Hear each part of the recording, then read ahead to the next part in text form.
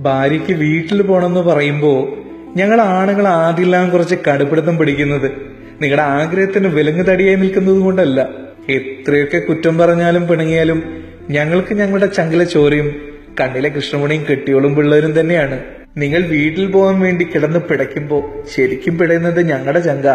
നീയും പിള്ളേരും ഇല്ലാത്ത വീട്ടിൽ ആളൊഴിഞ്ഞ പൂരപ്പറമ്പ് പോലെയാകും.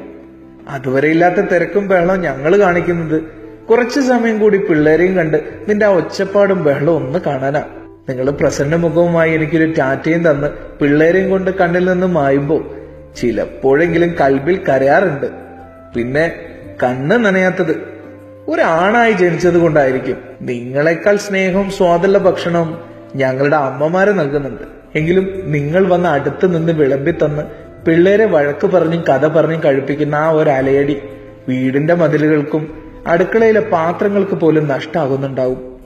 നിങ്ങളുടെ കൈപ്പുണ്യം നിറഞ്ഞ കൈയും സ്വാദുള്ള ഭക്ഷണം കഴിക്കുമ്പോ കൂടെ നിങ്ങൾ എന്ന് കുറ്റം പറയുന്നത് ഒരു സുഖമാണ്.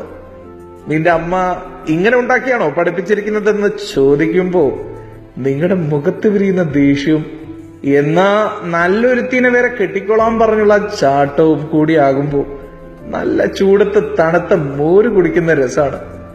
രാത്രി വൈകിട്ടും വീട്ടിലേക്ക് പോകാതിരിക്കുമ്പോ കൂടെയുള്ള കൂട്ടുകാരെന്നെ ചോദിക്കും, വീട്ടില് ഭാര്യ ഇല്ല അല്ലേ? രാത്രി വീട്ടിലേക്ക് ചെന്നാൽ തന്നെ നിന്റെ അനക്കവും പിള്ളേരുടെ ബഹളവും ഇല്ലാതെ ഒറ്റപ്പെട്ടവനായുള്ള കിടത്തം ഉറക്കത്തെ തന്നെ കളയും. നിങ്ങൾ വരുന്ന ദിവസമായ അന്ന് ഉറക്കമുണർന്ന ആദ്യത്തെ പണി നിങ്ങളെ വിളിക്കൽ തന്നെയാണ്. മനസ്സിൽ സന്തോഷിച്ചുകൊണ്ടാണേലും പുറമെ കാണിക്കാതെ ചോദിക്കും, എന്ത് വരാനും ഉദ്ദേശമൊന്നുമില്ലേ? അവിടെ കൂടാനാണ് അഭാവം. അതും സ്നേഹം കൊണ്ടാണ്. താഴ്ന്ന് അപേക്ഷിക്കാൻ പറ്റാത്തത് കൊണ്ടാണ് ഗൗരവസ്വരത്തിൽ ചോദിക്കുന്നത്. സത്യത്തിൽ ഉള്ളുകൊണ്ട് വരാൻ കേണ് അപേക്ഷിക്കുകയാണ്. തിരിച്ചു വരുന്ന ദിവസം വൈകിട്ടൊന്ന് വീട്ടിലെത്താൻ കൊതിക്കും.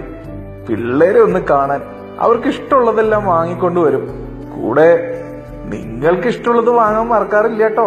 കാര്യം ഞങ്ങൾ ആണുങ്ങള് ഇങ്ങനെയൊക്കെ ആണെങ്കിലും നിങ്ങൾ വരുമ്പോ ഞങ്ങൾ പറയും, ഓ വന്നു, ഇത്ര ദിവസം മനുഷ്യന് മനസമാധാനം ഉണ്ടായിരുന്നു. അത് ഇഷ്ടക്കുറവുകൊണ്ടല്ല, തലയിൽ കയറി നിരങ്ങുന്ന സാധനങ്ങളാണ് നിങ്ങളൊക്കെ. അതുകൊണ്ടാണ് കേട്ടോ.